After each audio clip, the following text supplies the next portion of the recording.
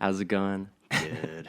Well, first off, welcome to this live broadcast of the featuring series at Busker. Joined today by Mr. Avi Turner, producer extraordinaire, former frontman of the rock band Sad Heroes, and current solo pop artist in his own right. Welcome. Thanks for talking to me. Thanks for having me, Ben. Appreciate it. I appreciate the vibes we have today. We got two Shure SM7Bs. We got multiple lights. We got multiple camera angles. We got live viewers. We got future viewers. I'm really feeling the pressure. Oh no, this is high pressure. This is one of the most important interviews you'll ever do. I bet. Also, thank you for having me and all of us in your studio. Absolutely. Do you want to start by introducing yourself a little bit? Sure. So my name is Avi Turner. I'm a record producer from New York. I mix, master, and produce and write records with artists from all over the world. I was in a band called Sad Heroes. We did pretty well back in our day, I'd say. And now I'm a solo artist, and I just put out my own indie pop music whenever I feel like it, and it's a good time. So that's kind of the story that I want to play into in this interview, because I think you're a really interesting case study in an artist trying to find their own sound, because you have such vast experience. You know, you were in a rock band, kind of pop punk vibes. You produce and release your own indie pop stuff, but you've also produced everything from rock and pop stuff to country. How do you go about finding your own sound and your own preference within all of that? And how do you recommend an artist find their sound? Well, the thing is, I feel like because I started music at such a young age, my sound has, or I guess my preferences kind of evolved. So when I was a teenager, I really liked metal and punk rock. And then as I got older, I started liking more pop rock. And then as I got older, I started liking indie pop. And then I went through a country phase. And then I think that I took elements from all of those genres and was basically like, this is what I actually enjoy playing. So more of like that indie pop style, kind of like just a tamed version of whatever is going on the radio in the rock side and the pop side. And then I was like, I really love the way that these rock artists are writing their choruses, and I love their lyrics, but I want to take that and put that into a pop song because I think that would translate really well. And like country artists are so good at harmonies, and I love harmonies. So I would take that aspect from country music and be like, I love big harmonies in songs. So like, why don't I take that and put that in an indie pop song? You know what I mean? So then all of that stuff just becomes one big, like you take little things from everywhere and put it into one thing, and it just kind of becomes your own sound, you know? Like even metal, they have like these like really cool bass drop effects and these impacts that I'm like, shit, like that would sound so cool in a pop song. Like this impact when a chorus hits. Like a lot of pop songs don't really do that sometimes, you know? Yeah. So to take that in like an indie pop loud vibe and like put that in there, it's like, oh shit, like I did not expect that, you know? I think that that's one of my favorite parts of your music making process, because we've worked a little bit together. You have always said to make the best record for you, you have to be analytical about the stuff you're listening to and what are the elements that I like, you know, what elements would make my perfect song. Right. And I feel like, especially listening to your indie pop stuff, that really comes through. You know, that you've put a lot of thought into, okay, what elements from these different genres that I've worked in and that I've listened to and that I just like really speak to me, and how can I combine them in a cool, creative way? But the other thing that I think is really cool is your voice, because you were the frontman for Sad Heroes. Yeah. And then now you're singing your own stuff for your own solo project. But the tone of your voice, you're able to manipulate it to fit the genre. Yeah. Did you learn how to do that? Like, because it's very much a different, you know, sort of singing mechanism. So what I did was I started doing these really heavy vocals really incorrectly in my band. to the point where recording sessions had to get cut short because I would hit a note and then I'd lose my voice for 2 days. So a bandmate of mine suggested that I buy this DVD by this woman named Melissa Cross. And what she is an opera-trained singer who helps metal singers scream without blowing their voice out using opera techniques.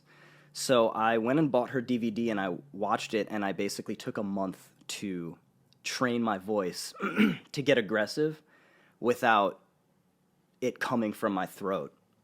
So I'm able to basically sing as aggressively as I want without it coming from my throat, and that way it preserves my voice, and it actually helps because when I need to scream at people, it doesn't hurt. But I think my natural way of singing is very throaty, which is where that raspy tone comes from. So it was just really cool to be able to get that raspy tone, even in pop stuff, without feeling like I have to like push my throat, and it comes more from my diaphragm and more from my chest. And like, I guess kind of like contorting your throat in a different way so that it comes out correctly, and like the throat just kind of acts more as a passageway rather than the source. Following up on kind of that difference between your band's process and your current indie project, what is the difference in songwriting and production structure when you were working in the context of a band project, a group thing, and now you're doing your own thing? One, in terms of style, and then in terms of logistics, how did the music creation process work in the band, and how does it work now for you? So when you're in a band, I think that ideally people want to think that it's a complete democracy, and it's like, what do you want to play here? And hey, buddy, what do you want to play here? And what do you want to sing here? But the reality of being in a band is that it has to be a dictatorship in a way, because nobody is going to be happy compromising on what they want. Like, if I want something a little more poppy and somebody else wants something a little heavier and we compromise, it's just going to sound like a product that neither of us like. So the reality is somebody has to take the leadership seat and call the shots, and then everybody else kind of just has to fit around that so that your sound is solidified.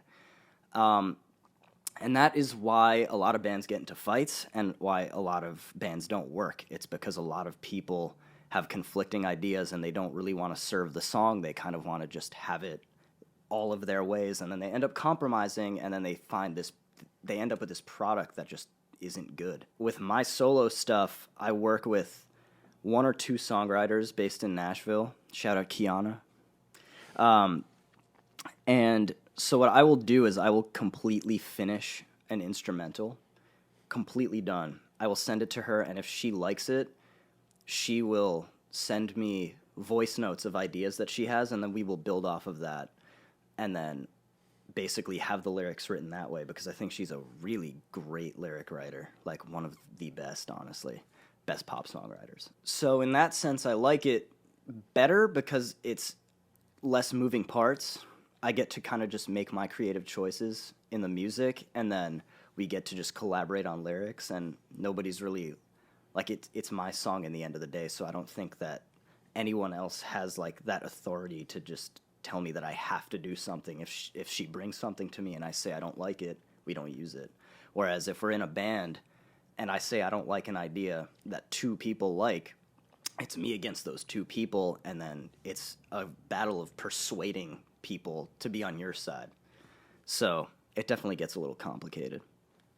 I do want to talk a little bit about the story of Sad Heroes. We don't have to go too in depth, but I think people would be interested because Sad Heroes still does have a relatively big following. I think I saw over 30,000 monthly listeners even now in 2022. Yeah. Which is amazing for the band that you were, but people might not even know that the band, has since broken up.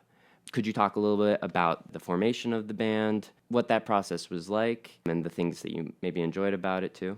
So the band started as I was a really big fan of Panic at the Disco, and I thought it was really cool how Brendan Urie was Panic at the Disco. So I thought, I'll just be Sad Heroes. That is, I'm going to take on this identity as Sad Heroes. And the original idea for this band was that I wouldn't talk or show my face. And it would just be this music that would just come out, and people would be like, who is this? And then I realized that I loved attention, and then I couldn't do that.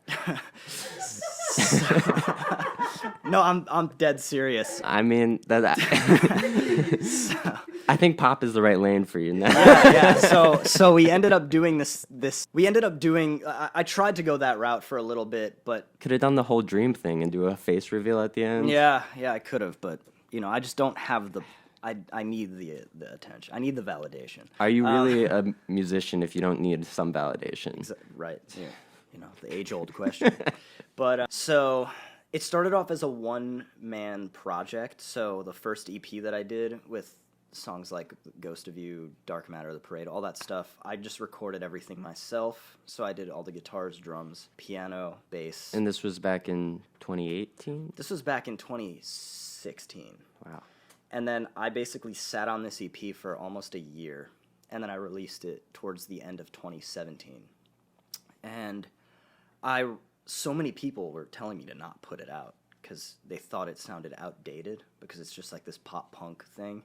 And little do they know it came back and now it's taking over the world. But back then in 2017, it was not cool. So people would tell me people would be like, you should not release this. You should rewrite these songs and make them sound more like this dark pop thing. And I was like, no, you gotta trust me. I gotta do this. I put it out. Nobody liked it. And what happened was I realized, I was like, so none of my immediate friends like this. So why don't I reach out to fans of other bands who do sound like this and gain my own fans who aren't my friends? And so I did. I literally started reaching out through the DMs to people. Hey, saw you were a fan of Fall Out Boy. You should check out my band. And we got big enough to where I needed to start filming music videos. So I started bringing on members, my brother being one of them. And then they were just originally supposed to be live members. And then I kind of just brought them on as official members because I just thought it would be easier, and also the cost of having to pay for music videos and photo shoots gets split into 3, which is great because, I don't want to have to spend. Definitely an incentive. Yeah, but I think a lot of people started relating to those lyrics because I wrote them in like the darkest period of my life. So people hear those lyrics, and emo fans from across the world who are fans of like My Chemical Romance and bands like that were like, oh shit, like this is good stuff. Like I need this. And that's why people started like they would show their friends, and then like I'd get DMs every day like, oh, my friend just showed me your band. You guys are so cool. And then I was like, maybe I should release sweatshirts because maybe these kids will buy sweatshirts. And then they did, and I was like, wait, so people actually believe in this? Like, this is crazy. This isn't just like me in my bedroom anymore with these like grandiose ideas. It's people buying things from me. And so I guess that's kind of how it started, and I was like, I feel like I have a really good shot with this. I got to keep going. And I did for a time. I think that maybe the most impressive part of that whole thing is the marketing acumen that you showed without even necessarily knowing that you were doing it, but reaching out to people through DMs and having that sort of commitment is a level above where a lot of artists are willing to go. And it's also a kind of good transition to, another thing we like to talk about in these interviews, which is the marketing and the business side of the music industry. Because what a lot of casual fans of music, or even bigger fans of bands, don't realize is how much of being an artist, how much of being a producer, how much of just being in the music industry in general is about business and is about entrepreneurship and is about sales and is about marketing. Yep. And especially if you're independent, you're doing all that stuff yourself. And if you're in a band, you can kind of split it up maybe a little bit more, but even still. Yeah, I mean, a lot of artists, when our numbers were growing, a lot of other local bands would come up to me and be like, how did you get that? Like, how are you doing this? And I would tell them the method, and then it would just be a pride thing. Like, they're like, yeah, but like, I'm an artist. I'm in this band. Like, they should be coming to me. And it's like, it becomes this pride thing where it's like, I don't want to have to like reach out to people. I don't want to look desperate. And I'm like, okay, but then you're just not gonna, like, these people are people who have like stuck with us and would have never found out about us had I not just sent a simple DM to them. You know? People don't know what they don't know, and if you're not putting their your music in a place where they're gonna find it, odds are, unless you get really lucky, they just won't find it. People used to get mad at us on Twitter about that too, because we would reach out and people would like screenshot our DMs to make fun of us and be like, "Oh my god, this band's like the second time they've reached out to me." And it's just like, okay, very funny, but what they don't realize is that them posting that made other people check us out because they saw that and they were like, "Who are these weirdos? Let me check it out." And then we would gain a fan because like somebody would check it out. No press is bad press sometimes, Exactly. you know? Like Sometimes. But yeah, so I mean, it's just like you just kind of had to swallow your pride. And people would, when I would message people, sometimes they would be like, you know, it's so funny that like 8 years ago, I got a message on MySpace from Panic at the Disco to check them out. Not So MySpace. yeah. So it's like bands have been doing this for a really long time, and the ones that aren't willing to put in that work are the ones that are not reaping those benefits, and they're paying for these like scam playlists where they like bump your numbers for a month and then they go right down. So what you're saying is you don't submit to Submit Hub? First of all, Submit Hub is bullshit. I hate Submit Hub. They It's hard to like it. They will reject your song for the dumbest reasons. They'd be like, I got a rejection and it was like, I don't like the snare on that song. And I'd be like, what the fuck, dude? They'd be like, the snare sounds off. Yeah. Pretentious mixers and music fans don't always see eye to eye, though, so...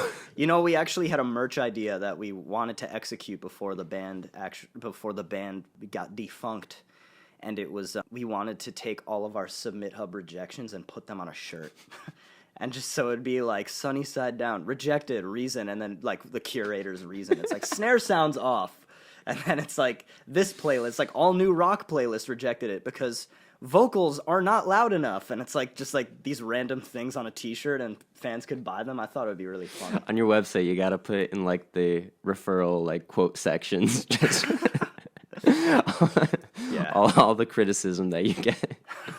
No, but I mean I firmly believe if you're not getting criticism, you're not trying. Just by getting people's reactions, at least you're putting yourself out there. Yeah. I think also something interesting you said before was, you know, my friends initially didn't like my music, so then I started reaching out to the people who probably would more like my music. Right. And that's a really interesting thing to think about when you're just starting out as especially an indie artist or an indie band or just any sort of project, is your friends might not like your music, but someone will. Right. Like, especially in your case, doing something, you know, pop punk at that time. But just in general, I think a lot of people get discouraged if the people that are immediately around them aren't all in on what they're doing. But I think it's just an important reminder and just an important kind of case study. Those people are out there. You just need to find them. Right. And I mean, think about the worst song you've ever heard. Chances are, with the fact that there are like, 6-7 billion people in the world, like even if 1% of the people in the world like the worst song you've ever heard, that's still millions of people, you know? So your odds are like pretty good for people liking and reaching out to bands in that same genre. So Fall Out Boy and Panic at the Disco were big ones, and the band The Maine, I don't know if you ever heard them, but they're really good. So like we would reach out to their fans and they'd be like, holy shit, I've been looking for a band just like this. And a lot of people love supporting a new band. Like they're like, I just found this really cool new band that has less than 1,000 followers. Like they're mine. Like they hold them close to their heart because they're like, I discovered this band. And then we would get DMs like, I remember when you guys had like 400 listeners and I felt so special, and like now you guys are growing and I'm like, I'm sad, you guys are my babies. And it's cool to have that fan, like that growth with your fans. And a lot of people who discovered us in, 2017, by 2019 forgot about us, and by 2019 we had a whole new set of fans. And it's like because people's music taste evolves, you don't like pop punk for forever, I guess. So, shit, you know, it evolves. Only when you're an emo teen. Exactly. Well, I also do think that that is kind of a cool aspect of the industry, and also kind of connects to, you know, what we're doing at Busker, because the way that we look at the platform and the way that a lot of people and a lot of artists look at the platform is it is a platform for music discovery for those early emerging artists and for the fans to connect in a meaningful way and to really, you know, have something that shows pride in those early acts. Yeah. So I think it's really cool that you're able to speak to that kind of early fan interaction sort of mindset. Has there been a band or an artist that you have listened to that maybe was slightly smaller and that you feel like that you felt that sense of pride with? Yes, funny enough. Billie Eilish was an up-and-coming artist, and me and my friend Liba discovered her when she was playing at Pianos, which is a small bar in the city. I don't know if you've ever heard of it. No, so she was playing pianos, and Liba was like,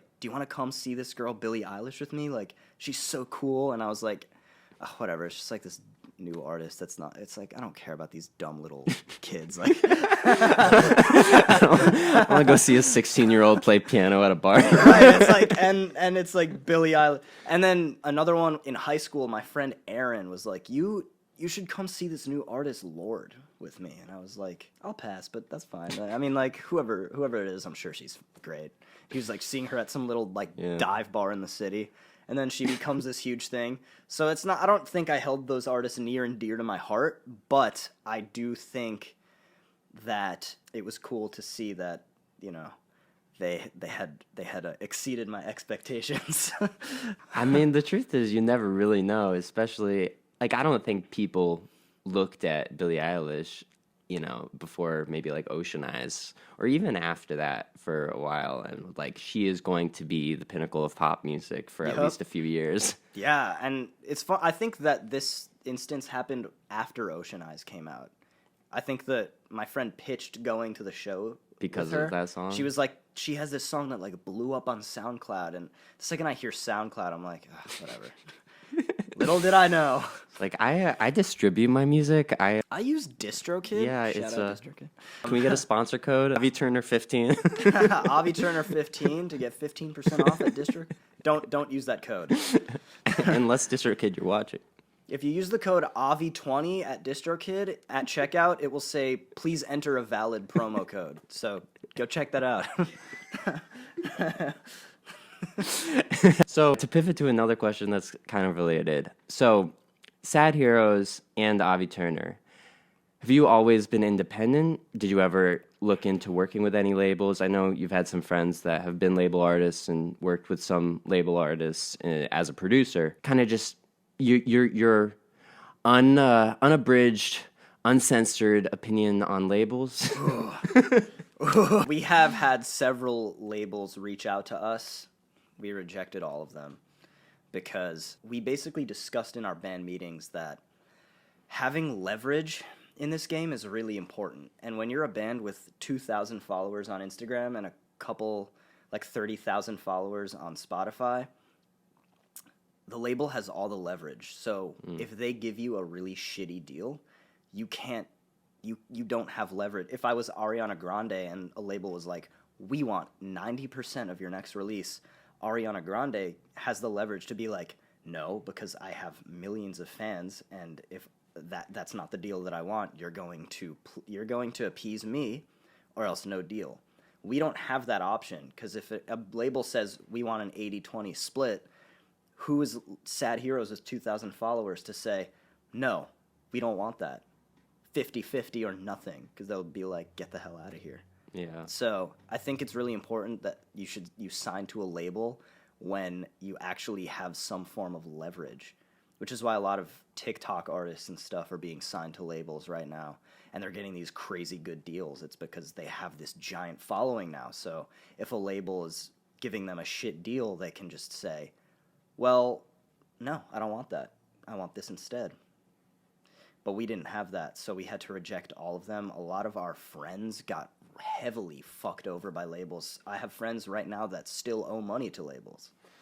because a label will give them a $60,000 loan to go record a record that didn't sell well, and now they have to pay out of their own pockets. Well, that's what a lot of people don't really understand about labels, is that the money that a label gives you, and to my understanding, account. essentially all deals, it's an advance. It's a loan. It's a line of credit. It's, here's this money, you go spend it to make this project, but we expect to recoup this back plus whatever percentage we've agreed upon on, equity in the project. Right. So, if you get a $10,000 loan to go make the project or whatever, and then your album doesn't make $10,000, you still owe them that money. Yep. So the idea was like, why don't we just keep releasing our music and keep all the money and split it, rather than like we could have gotten a $60,000 loan or a $40,000 loan to make a record, but then what? Some of our songs didn't make $40,000, and we would have been fucked. Yeah. So, like maybe like we were in like the single digit thousands for song sales. Most of our money came from merch and a lot of iTunes purchases, because you keep a lot of the money from iTunes. You don't keep really anything from Spotify. They take like you keep like 0.8 cents from every stream. So like 12 streams will make you 1 cent, which is nuts. Yeah. So there's not like a ton of money in the early stages of indie artists, but an artist like Taylor Swift makes like 42 million a month, I think somebody calculated it, with like 80 million monthly listeners every month, or 82 million monthly listeners. You're gonna make like, and with merch sales and purchases and CD sales, like that's like several million a month. But for an artist like me, if you have 30,000 monthly listeners, you're making like a few $100s a month, But to that point, like I think that is why there's such a huge advantage in staying independent and turning down the crappy label offers that you might get at an early stage, just because one, then you're not going to end up owing some label money if the song doesn't do well, right, or having to dig into your own pockets or merch sales. But also, if you don't have leverage early on, you're probably going to have to give up a lot of equity and ownership in the masters. And, if it does work out and you've been able to retain ownership of your masters, it's going to be a lot better of a bet in yourself in the long run, because you're going to be able to make a lot more money off of it, or sell it, or sell equity in it for a lot more money later on. Right. So when it came to getting those offers, I didn't think about any of that stuff. And it's like this, you're like a kid who went from people telling you that your music is a joke to people, the president of specific labels, which I can't mention right now, but DMing you personally on Instagram to hear your new EP before it's released, and then saying, we love this, we want to sign a deal with you guys, like we want to buy this EP. And you think that that's all you want. And I'm like, we made it. I fucking made it. And I was thinking about all the houses I was gonna, and then I had a meeting with my band and a couple of mentors that our band has worked with, and they were just like, that is the dumbest thing you could do right now. And they were right. Like, if I had signed to these labels, I'd be paying them back right now. Yeah. I'd be still paying them off like student loans almost. And that's kind of a harsh reality, especially because I think when you go into music, especially if you haven't been educated either through, some sort of like reading or schooling or listening to stuff like this, or just life experience in industry, you still think of labels as the end-all be-all. If I can say I'm a signed artist, then I've made it. Makes you look cool, but yeah, I'm a signed artist. Like, I know don't fuck with me. Right, and I know signed artists who live in their car because they're getting literally fucked. But that means less and less than I at least personally thought, like growing up, and you don't know anything about the industry when you're just learning how to make music, right? Like, especially if you're going in trying to be an artist. But that's the point why I think it's so important that people understand what the business side actually means in music, and how much work and entrepreneurial skills are actually required. Oh yeah, which is why the DMing fans and things like that comes in super handy, because now we're having people who have never listened to us before listen to us, which is triggering the algorithm of Spotify and Apple Music to shove it onto more people who are just like those kids, shove it in their playlists, and then they get into us, and then it's like basically a cycle, and then we get to keep that money rather than shell it out to a label who basically will just keep our earnings and then also own our songs. So if I was signed to a label and wanted to give permission to a YouTuber to use my song in their video, Yeah. I could get sued by my own label for doing that.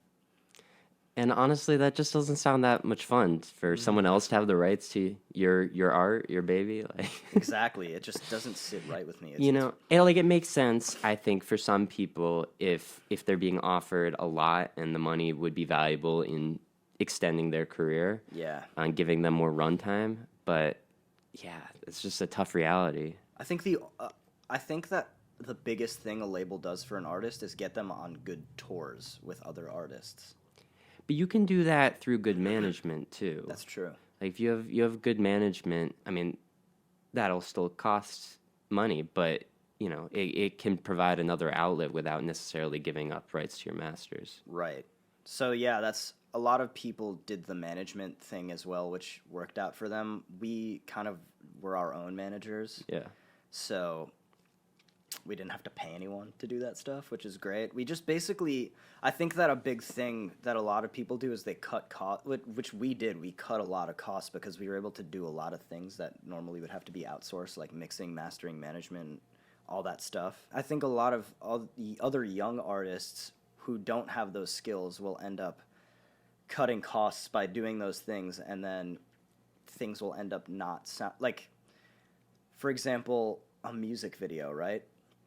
A music video doesn't make an artist any money by just being a music video. A music video makes an artist money because when you put that out and you run an ad on it, or it shows up on somebody's homepage, that view becomes, oh, this song is sick. Let me check that out, because that's happened to me with tons of songs, and that's happened to fans for us. But like, the only reason we felt comfortable 2 years into being a band with shelling out $2,000 or $3,000 to make a music video is because we knew that within 2 months we were going to make that money back. But before then, it didn't make financial sense to do that. Yeah. So that's why band meetings are important, why management is important, because if it was up to me, I'd be like, music videos, photo shoots, and like I would want to do all these big things because I wanted to look like I was really official, but there's really a time and place for that kind of stuff. But that is really nice that you guys were able to do so much in-house at such a high level, because, if you listen to, which I'm sure that everyone watching will, all the Sad Hero stuff and all of the Avi Turner solo stuff, like, it's very clear how professional, especially like the instrumentals, the mixing, the mastering, the production, I mean, obviously the vocals, but just all that stuff. Like, it very much is a whole package thing that I think people listening would assume, okay, there's probably a team of, I don't know, 10, 15 people that all have some sort of hand in this. But it's really like, it's you. It's just us, yeah. Well, me, us. It depending who wanted to take charge of the specific project that we were doing. But Yeah. it also helps because once you become a band that gains followers, a lot of people who didn't care for you start becoming your best friend. So people who wouldn't pay attention to us saw that we would have, like, I would have bands, like smaller scale but bigger bands, reaching out to me being like, yo, I didn't know that you could do this. We need a collab in the works. And it's like, oh, now you want a collab. But so with that comes... You're saying there's clout chasing in the music industry? Never. With that comes photographers reaching out saying, I would love to photograph you guys. Can we please work together? And then videographers going like, I would love to just give you a really sweet discount on this video. Yeah. So it definitely came in handy. everything you asked me and everything I answered regarding gaining fans, DMing people, marketing, and labels, it can all be summed up to work smarter, not harder. Because, like, so many people are just out here paying for front pages in like music pubs and like $1,000 to just have your band's debut single on the front page of whatever for a day, and it's like that is not worth it because I will gain more fans by DMing fans for 2 days than you will by paying $1,000 to get your song on the front page of a magazine. Well, I think that just kind of plays into the question, like, is it better marketing practice to go bottom up or top down? Like, because if you have the budget and you can spend $5, $10, $15,000 on marketing, running Facebook ads, paying to get on TikTokers' pages and try to get some sort of trend going. Like, if you have the budget for that, that can pay dividends. But I think you're a very good case study of, okay, we're not going at this like super cheap, but we're trying to do as much in-house as possible, and building grassroots support through DMs is such an underrated strategy that I don't think I've ever heard in any sort of interview with an artist them say, yeah, we just kind of looked at other bands that were like us and DM'd their fans, and that worked. Right, because the thing is, people look at it as like a sleazy thing. But what they don't realize is that the beauty of it is those fans are grateful that they're like, put it this way, if I was a kid and somebody DM'd me, hey, I saw you were a fan of Breaking Benjamin, listen to my band because you might like our band if you like them. Yeah. I would have been like, new music being handed to me on a silver platter, hell yeah, I'll take Especially if it's good. Right, and if it's bad, I just would tell them it's bad, and some people told us it was bad, and it's, who cares? But the thing is, like, some people look at it as a sleazy marketing tactic, but in reality, it creates such a community because we had so many fan group chats. We had a street team. We had a listening party team. So whenever Sad Heroes would drop a song, there were a group of like 20 to 30 fans on Twitter who would be like, okay, Sad Heroes song drops at midnight.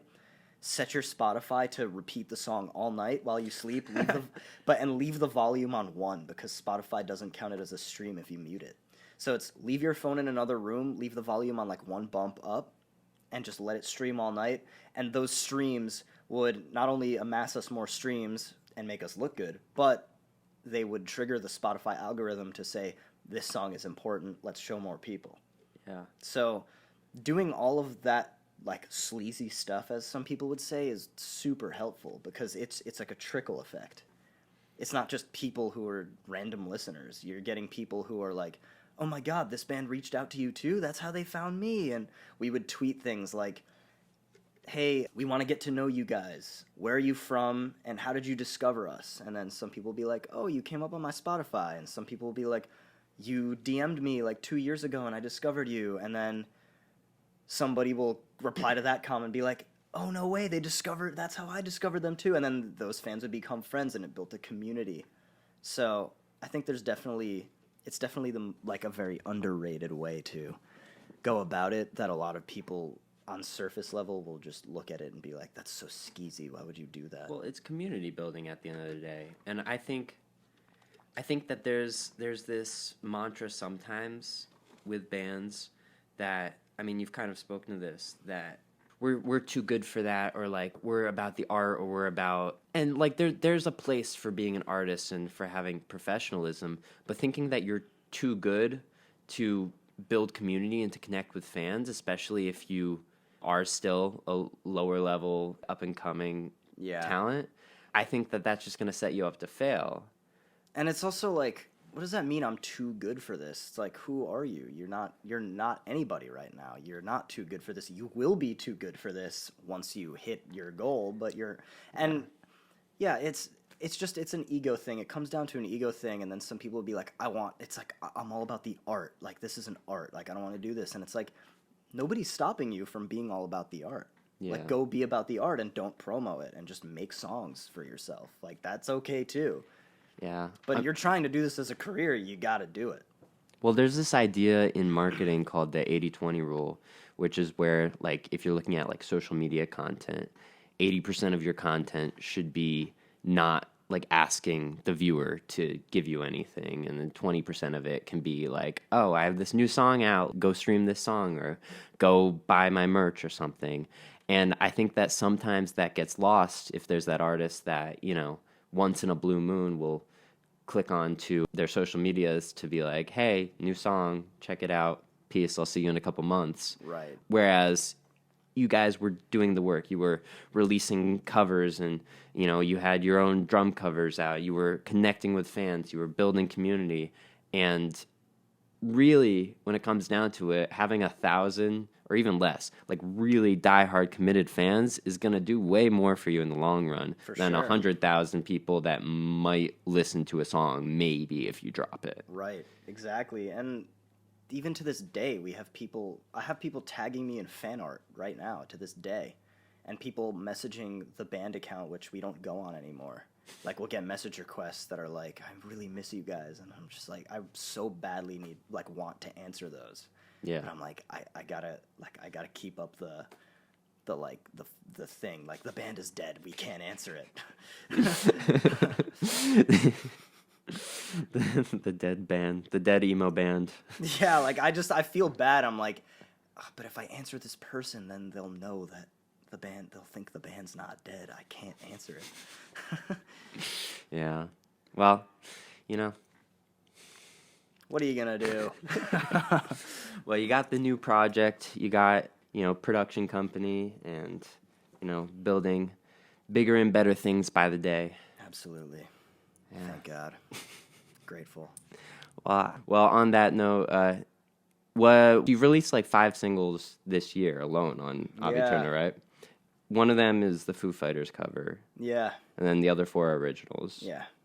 What's next? What's in the work? My music releasing is so random because depending on how busy I am client-wise, I'll basically just have to gauge how much time I have to actually write and release this. My goal was 1 song a month, and I was doing that until April, and then I got a little too busy, so I had to stop. But it's a very random process. My goal is before 2023 to have like 2 songs out, 2 new songs. So that would be sick. That is the goal. Yeah. And then also, you know, you want to speak a little bit about like your production work and, you know, what you offer to people. Sure. As a producer, I really enjoy listening to people's stories and listening to people's ideas and then making them larger than life. It makes me feel really good, and it's something I've always liked to do. So when an artist comes to me, I offer to help them write. I do pre-production, I produce, I mix it, and I master it. And I really love every bit of the process, and I think that it's almost, as a producer, you're acting almost like you have different roles. You're not just a guy sitting in a chair trying to execute sound. You're acting as a therapist. You're acting like sometimes as a parent when you got a band here and there's tension in a band. Like, you kind of have to act as like the diffuser and the mediator. So there's a lot that comes with it, and it can be emotionally taxing at times. But I think that the projects that have come out the best were the ones that were the most emotionally taxing because it gets captured in the room. Like, you can hear when somebody just had a really shitty experience and sang about it, you know? So those are the things that really, like, make me enjoy what I do. If I had somebody coming in here and was just like, here's this song, make it sound sick. It's fun. The process is always fun, but it doesn't mean as much as when an artist will come in and actually basically come here with their heart cut wide open, just, this is what I need to say, help me say it, you know? So I enjoy every bit of it. That's really special. Yeah. Well, on that note, check out Avi Turner on all platforms. Continue to stream Sad Heroes. AviTurner.com. Yeah. He's got, you know, sample pack, production templates, Oh yeah. all your mixing and mastering needs. To anyone who's still in the live viewership, thank you for tuning in. And yeah, sounds good. Awesome. Sweet. We did it.